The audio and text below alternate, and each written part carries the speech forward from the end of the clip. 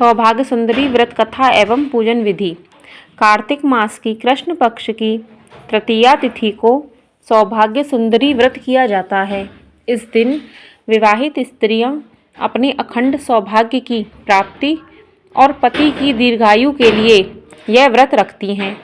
सुबह स्नान करके स्वच्छ वस्त्र पहने, फिर घर के पूजा स्थान में भगवान शिव, माता पार्वती और भगवान गणेश की मूर्ति या चित्र स्थापित करें। पूजन के लिए चौकी पर लाल कपड़ा बिछाएं, उस पर हल्दी, कुमकुम, अक्षत, फूल, सुपारी, पान, दीपक और नैवेद्य रखें। माता पार्वती को सिंदूर, लाल चुनरी, श्रृंगार सामग्री अर्पित करें और सौभाग्य सुंदरी व्रत कथा का श्रवण करें। पूजा के समय यह संकल्प लें, मैं आज सौभाग्य सुंदरी व्रत करके अपने पति की दीर्घायु और अखंड सौभाग्य की प्राप्ति की कामना करती हूँ। अब कथा सुनिए।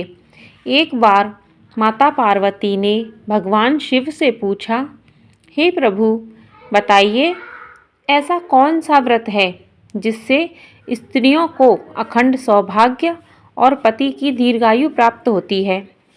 तब भगवान शिव बोले, हे देवी, कार्तिक मास की कृष्ण पक्ष की तृतीया को जो स्त्री सौभाग्य सुंदरी व्रत करती है वह सदा सौभाग्यवती रहती है। यह व्रत सभी मनोकामनाएं पूर्ण करने वाला है। भगवान शिव ने एक कथा सुनाई। प्राचीन काल में विदर्भ देश में एक ब्राह्मण दंपति रहता था। उनकी एक पुत्री थी जो अत्यंत रूपवती और सुशील थी।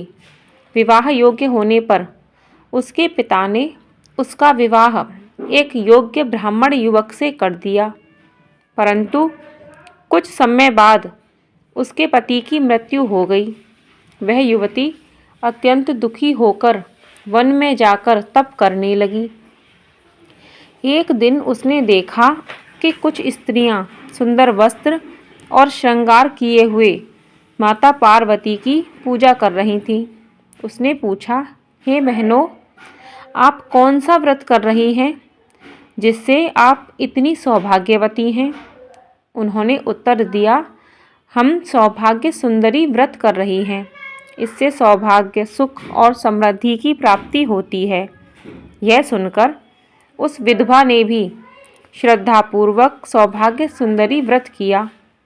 माता पार्वती उसकी भक्ति से प्रसन्न होकर प्रकट हुई और आशीर्वाद दिया, हे पुत्री, तेरे तप और व्रत से प्रसन्न होकर मैं तुझे पुनः सौभाग्य प्रदान करती हूँ।